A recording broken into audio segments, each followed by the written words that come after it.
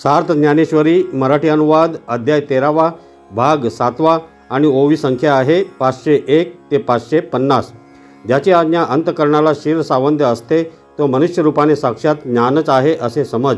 इंद्रियांच्या ठिकाणी वैराग्य, कर्माचे विषयी अहंकाराचा अभाव, जन्म मृत्यू जरा व्याधी यांच्या ठिकाणी दुःखाचे व दोषाचे अनिदर्शन आणि विषयाच्या संबंधाने ज्याच्या मनात वैर चांगला जिवंत पुरवठा असतो। ओकलेल्या अन्नाला पाहून ज्याप्रमाणे जीभ लाळ गोळत नाही अथवा प्रेतास आलिंगन देण्याकरता कोणीही अंग पुढे करत नाही, जसे कोणालाही विष खावत नाही, जळत असलेल्या घरात प्रवेश करत नाही व वाघाच्या दरीमध्ये वस्ती करण्यास जावत नाही, रसरशीत तापलेल्या लोखंडाच्या रसामध्ये जशी उडी घालवत नाही किंवा अजगराची उशी करवत नाही, अर्जुना तितक्या मानाने ज्याला विषयांची गोष्ट आवडत नाही व जो इंद्रियांच्या द्वाराने मनाकडे कोणत्याच विषयाला जाऊ देत नाही, ज्याच्या मनात विषय वासनेचा कंटाळा असतो, देहाच्या ठिकाणी रोडपणा असतो व यमदमाच्या ठिकाणी जो समरस झालेला असतो, म्हणजे ते करण्यात ज्याला आनंद वाटतो। अर्जुना, ज्याच्या ठिकाणी तपांची व व्रतांची गर्दी असते व ज्याला गावात येताना प्रलयकालाप्रमाणे संकट वाटते, योगाभ्यासाविषयी ज्याची अति उत्कट इच्छा असते व एकांतात राहण्यासंबंधाने ज्याच्या मनाची ओढ असते व जनसमुदायाचे ज्याला नावही सहन होत नाही, बाणाच्या शय्येवर जसे निजणे अथवा पोवाच्या चिखलात जसे लोळणे तसे तो इहलोकीचे भोग भोगणे मानतो। स्वर्गाचे भोग ऐकून मनाने असे मानतो की ते जसे कुत्र्याचे मांस आहेत। वर सांगितलेले विषयांविषयीचे वैराग्य हे आत्मप्राप्तीचे दैवच आहे। याच्यामुळे साधक ब्रह्माच्या आनंदाचा उपभोग घेण्यास लायक होतात। जेथे असा अहिक व पारत्रिक भोगासंबंधाने अत्यंत कंटाळा तुला दिसेल तेथे ज्ञानाची वस्ती आहे असे समज आणि सकाम पुरुषांप्रमाणे इष्टापूर्त कर्म करतो, परंतु केल्याचा पुंज शरीरात राहू देत नाही। वर्णाश्रम धर्माला पोषक अशी नित्य नैमित्तिक कर्मे करीत असता त्यात काहीही राहत नाही, परंतु हे कर्म मी केले अथवा माझ्यामुळे हे सिद्धीला गेले असा अहंकार वासनेमध्ये ठेवला नाही। ज्याप्रमाणे अहंकारा वाचून वायूचा सर्वत्र संचार असतो किंवा सूर्याचे उगवणे हे जसे निरभिमान असते अथवा वेद जसे स्वभावतः बोलतात अथवा गंगा नदी जशी हेतू वाचून वाहते, त्याप्रमाणे अहंकारा वाचून ज्याचे चांगले वागणे असते। वृक्षास तर योग्य ऋतुकाळात फळे येतात, परंतु आपणास फळे आली हे वृक्ष जाणत नाहीत। त्या वृक्षाप्रमाणे सर्व कर्मामध्ये त्या पुरुषाच्या मनाची स्थिती नेहमी असते। ज्याप्रमाणे जशी एक पदरी माळेची दोरी काढली असता तिचे मणी जसे गळून पडतात, त्याप्रमाणे जेथे मनातून, कर्मातून आणि वाचेतून अहंकाराची हकालपट्टी होते, ज्याप्रमाणे आकाशातील ढग आकाशात चिकटल्याशिवाय असतात, त्याप्रमाणे देहात झालेली जी त्याची कर्मे त्या कर्माच्या ठिकाणी त्याचा अहंकार असल्याशिवाय ती कर्मे असतात। मद्यपान केलेल्या मनुष्यास जशी आपल्या वस्त्राची आठवण नसते किंवा चित्राच्या हातात दिलेल्या शस्त्राचे जसे त्या चित्रास भान नसते अथवा बैलाच्या पाठीवर लादलेल्या शास्त्रांच्या पोथ्यांची त्याला जाणीव नसते, त्याप्रमाणे ज्याला आपण देहामध्ये आहो अशी आठवण नसते त्याच्या त्या स्थितीला निरहंकारिता हे नाव आहे असे समज। ही निरहंकारिता जेथे संपूर्ण दिसेल तेथेच ज्ञान आहे, याविषयी अन्यथा बोलू नये। आणि जन्म मृत्यू दुःख रोग जरा आणि पातके ही अंगावर आली नाहीत, तोच दुरून प्राप्त होण्याच्या आधीपासूनच पाहतो।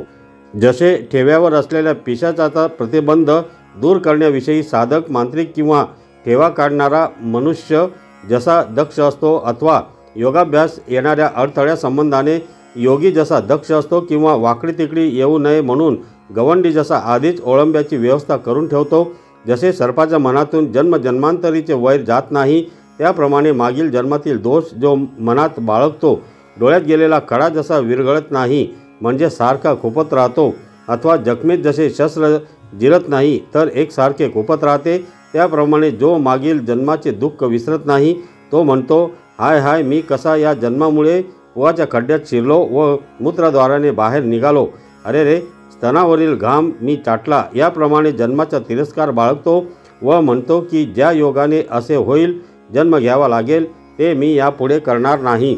पणास लावून हरलेले द्रव्य परत मिळवण्याकरता जुगार खेळणारा माणूस जसा पुन्हा डाव खेळण्यास तयार होतो अथवा वडिलांच्या वैराबद्दल जसा मुलगा सूड घेण्यास परिश्रम करतो, वडील भावाला मारल्याचे रागाने जसा पाठचा भाऊ सूड मागतो, सूड घेण्यास खटपट करतो, तितक्या हट्टाने जो जन्माचे पाठीस लागतो, परंतु संभावित मनुष्यास जसा अपमान सहन होत नाही, त्याप्रमाणे ज्याच्या मनाला जन्मास आल्याची लाज केव्हाही सोडित नाही आणि पुढे कल्पांती येणारा असा इतका दूर जरी मृत्यू असला तथापि तो आजच आला आहे असे समजून तो सावध असतो. नदीमध्ये अथांग पाणी आहे असे म्हणतात.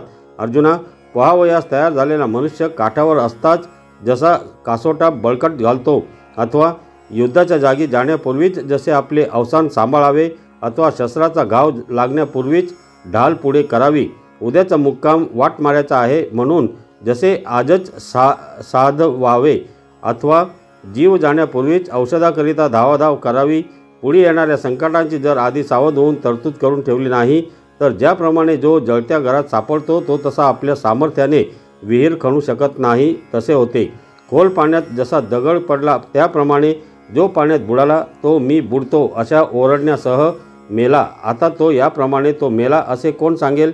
म्हणून समर्थ पुरुषाशी हाडवैर पडले आहे तो जसा 8ही प्रहर शस्त्र हातात घेऊन सज्ज असतो अथवा लग्नाचा निश्चय घेऊन गडगनेर झालेली कुमारी माहेराविषयी उदासीन असते व सासरी जाण्याविषयी मनाची आगाऊ तयारी करून ठेवते, किंवा संन्यासी सर्वस्वाविषयी ज्याप्रमाणे अगोदरच उदासीन असतो त्याप्रमाणे प्रत्यक्ष मरण येण्याच्या अगोदरच तो पुढे येणाऱ्या मरणासंबंधी विचार करून उदास झालेला असतो.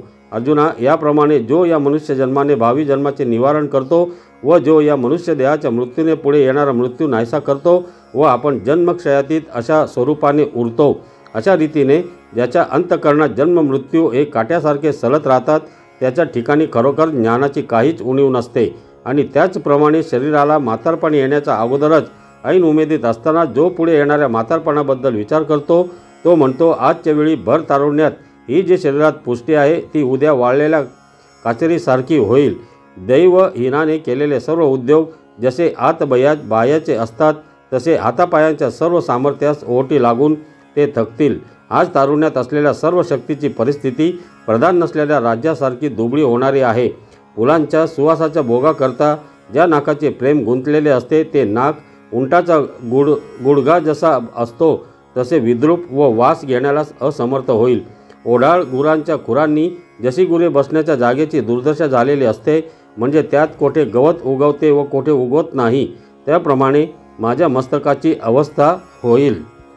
कमळाच्या पाकळीशी स्पर्धेने भांडणारे जे हे डोळे ते म्हातारपणात जशी पिकलेली पडवळे असतात तसे होतील. भिवईचे पडदे झाडाच्या जुन्या सालीप्रमाणे खाली लोंबतील व अश्रूंच्या पाण्याने ऊर कुजेल. ज्याप्रमाणे बाबळीचे खोड सरळ गिडबिडून टाकतात त्याप्रमाणे तोंड तुंकीच्या पिचकारीने गिडबिडून जाईल. स्वयंपाक करण्याच्या चुलीपुढे काचेत अगर चरात उष्टे पाणी साचून जसे दुर्गंधीयुक्त बुडबुडे उसळतात त्याप्रमाणे नाकात शेंबळाचे दुर्गंधीयुक्त बुडबुडे येतील. ज्या मुखाचे ओठ मी विड्याने तारुण्यावस्थेत रंगवतो व ज्यातील दात हसताना दाखवतो व ज्या मुखाने चांगले सुंदर बोलतो त्याच तोंडाला उद्या म्हातारपणी कपाचा लोंढा येईल आणि या दातासकट उकळून जातील. शेतकीचा धंदा जसा कर्जाने ग्रस्त झाला असता ऊर्जित दशेला येत नाही अथवा वाकडीच्या पावसाने झडीच्या पावसाने जशी एकदा गुरे बसली म्हणजे उठत नाहीत त्याप्रमाणे म्हातारपणी काही केल्याने ती उठत नाहीत, त्याप्रमाणे म्हातारपणी काही केल्याने जीभ उठणार नाही. माळ जमिनीतील वाळलेली कुसळे जशी वाऱ्याने उडून जातात त्याप्रमाणे मुखाच्या ठिकाणी दाढीची दुर्दशा होते. आषाढ महिन्यातील पावसाच्या झडीने जशी पर्वताची शिखरे पाजरतात त्याप्रमाणे दातांच्या खिंडीतून लाळेचे पूर वाहतील. वाणीला नीट बोलण्याचे सामर्थ्य राहणार नाही, कानाची कवाडे बंद होतील व हे पुष्ट असलेले शरीर म्हाताऱ्या माकडासारखे बेडौल होईल. गवताचे बुजगावणे जसे वाऱ्याने हलते त्याप्रमाणे पुढे म्हातारपणी सर्वांगात कापरे भरेल. पायात पाय अडकतील, हात वाकडे पडतील व हल्लीचा सुंदरपणा त्यावेळी सोंगासारखा नाचवला जाईल. म्हणजे हल्लीचा सुंदरपणा जाऊन देहाची आकृती सोंगासारखी होईल. मळमूत्रांची द्वारे फुटक्या भांड्यासारखी होतील व इतर लोक माझ्या मरणाविषयी नवस करतील. अशी माझी अवस्था पाहून सर्व लोक माझ्यावर थुंकतील व मला मरण लवकर येणार नाही आणि सोयऱ्या धायला लोकांना माझा कंटाळा येईल. बायका मला पिशाच म्हणतील व मुले मला भिवून मूर्छित होतील. फार काय सांगावे, मी सर्वांच्या किळसेला पात्र होईल. शेजारच्या घरात निजलेल्या माणसांना माझ्या खोकल्याच्या ढासेने होणाऱ्या जागरणामुळे हा म्हातारा पुष्कळांना शिणविल असे ते म्हणतील. असा पुढे येणाऱ्या म्हातारपणाचा इशारा आपल्या ठिकाणी तरुणपणी विचाराने पाहतो आणि मग तो ज्याविषयी मनात विटतो तो मनात म्हणतो, उद्या ही वृद्धावस्था येईल आणि सध्याची तरुणावस्था विषयभोगात निघून जाईल मग आपले हित साधण्यास काय उरणार आहे. म्हणून बहिरेपणा आला नाही तोपर्यंत सर्व ऐकण्यास योग्य असेल ते सर्व ऐकून घेतो. आपण पांगळे झालो नाही तोपर्यंत आपणास जेथे देवस्थान तीर्थ वगैरे ठिकाणी जावायचे असेल तेथे जातो. जेथपर्यंत दृष्टीचे सामर्थ्य टिकून राहिले आहे तोपर्यंत जितके पाहावयाचे तितके पाहून घेतो आणि वाचा बंद होण्यापूर्वी चांगले बोलायचे ते बोलून घेतो.